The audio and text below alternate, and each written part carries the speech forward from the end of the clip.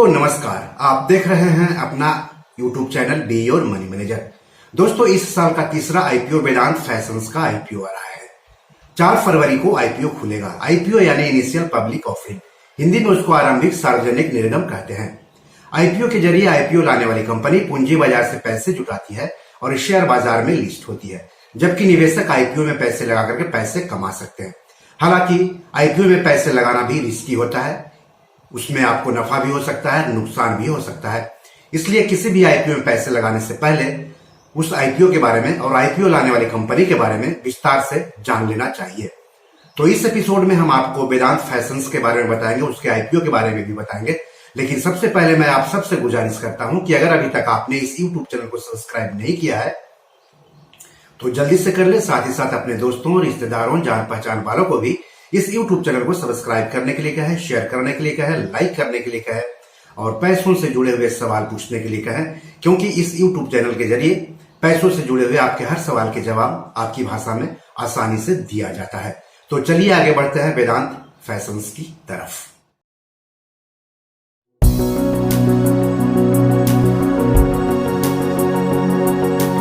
तो सबसे पहले वेदांत फैशंस के बारे में जान लेते हैं।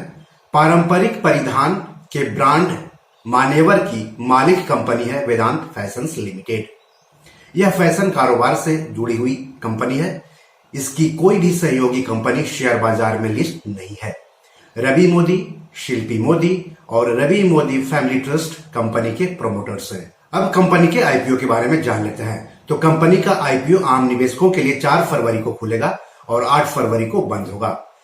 इस आईपीओ का प्राइस बैंड है 824 रुपए से लेकर के 866 रुपए प्रति शेयर। 17 शेयरों का एक लॉट होगा, यानी निवेशकों को कम से कम 17 शेयर खरीदने होंगे। यानी ऊपरी कीमत के आधार पर कम से कम 17 गुने 866 यानी 14,722 रुपए निवेश करने होंगे।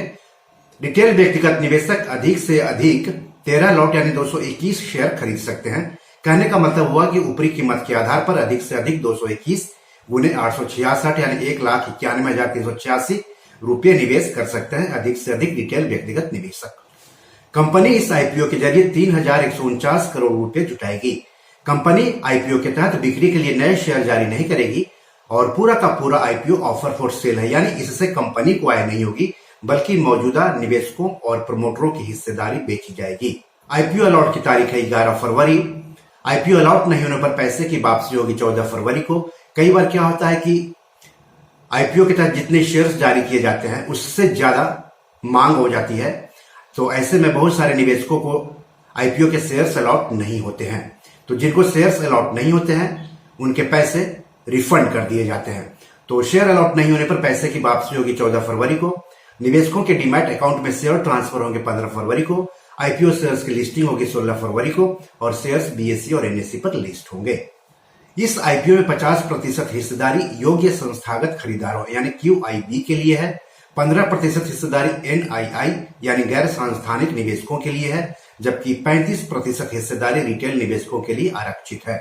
इस आईपीओ के बुक रनिंग लीड मैनेजर्स हैं Axis Capital, Edelweiss Securities, IIFL Securities और कोटक महिंद्रा कैपिटल इन्वेस्टमेंट, जबकि इस आईपीओ का रजिस्ट्रार है कैफिन टेक्नोलॉजीज प्राइवेट लिमिटेड। फिर से कंपनी के बारे में बात कर लेते हैं। तो कंपनी के मान्यवर ब्रांड की पूरे भारत में मौजूदगी है। कंपनी ब्रांडेड इंडियन वेडिंग और सेलिब्रेशन वियर मार्केट में एक कैटेगरी लीडर है। कंपनी के अन्य ब्रांडों में शामिल है त्वमेवा, मंथन, मोहे और निबाज। 30 जून 2021 तक कंपनी के पास 537 एक्सक्लूसिव ब्रांड आउटलेट यानी ईबीओज के साथ एक रिटेल नेटवर्क था, जिसमें वैश्विक स्तर पर 55 शॉप इन शॉप शामिल थे।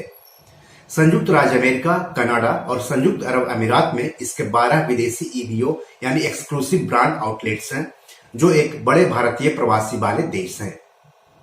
कंपनी भारत में टीयर 2 और टीयर 3 कस्बों और शहरों सहित नए इलाकों में एंट्री करके अपने रिटेल नेटवर्क और प्रोडक्ट की पहुंच बढ़ाना चाहती है। तो ये रही बात वेदांत फैशंस के बारे में और उसके आईपीओ के बारे में।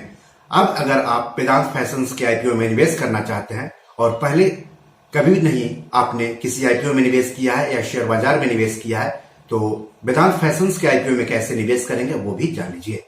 तो share market IPO, FPO, rights issue वगैरह में निवेश करने के लिए निवेशकों के पास बैंक सेविंग्स अकाउंट के अलावा डीमैट अकाउंट और ट्रेडिंग अकाउंट होने चाहिए।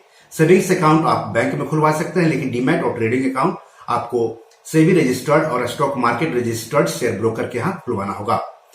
कुछ ब्रोकर तीनों अकाउंट खोलने की सुविधा देते हैं। तो किसी भी आईपीओ से संबंधित फॉर्म आपके डीमैट अकाउंट में ही मिल जाएगा और उस फॉर्म में जो जानकारी मांगी जा रही है वो जानकारी सही सही भर दीजिए। अगर आपको फॉर्म भरने में दिक्कत आ रही है तो आप अपने शेयर ब्रोकर से भी बात कर सकते हैं। तो इस तरह से आपने जाना वेदांत फैशंस के बारे में, उसके आईपीओ के बारे में और किसी भी आईपीओ में निवेश कैसे करते हैं उसके बारे में।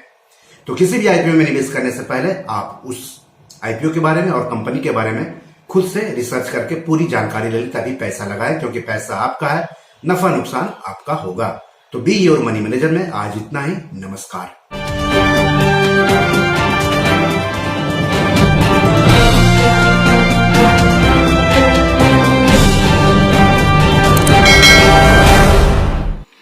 दोस्तों, ये मेरी 7 किताब है जो कि amazon.com पर पब्लिश है।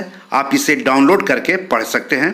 इन किताबों के लिंक्स इस वीडियो के डिस्क्रिप्शन में दिए हुए हैं। इन 7 किताबों में से 5 किताब मनी मैनेजमेंट पर है, यानी पैसा निवेश करके अधिक पैसा कैसे कमाएं पर आधारित है।